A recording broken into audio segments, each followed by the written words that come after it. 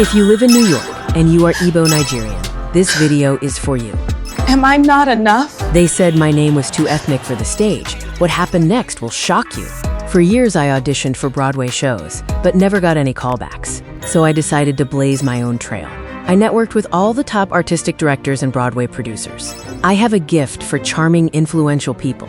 It's always opened so many doors for me, and I knew it wasn't gonna fail me now.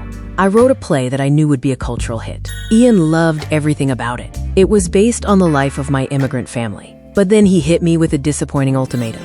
My heart sank. He said, "You have to replace your Igbo name, Chidiogo, with a name with more universal appeal. Otherwise, I can't present it to the theater's investors. It'd be too risky to market." I told him my name means God is gracious, and I change it for no one. I took my talents to social media, me and my friends went viral, and my play and film offers made us all millionaires. Comment actress if you're a natural actress.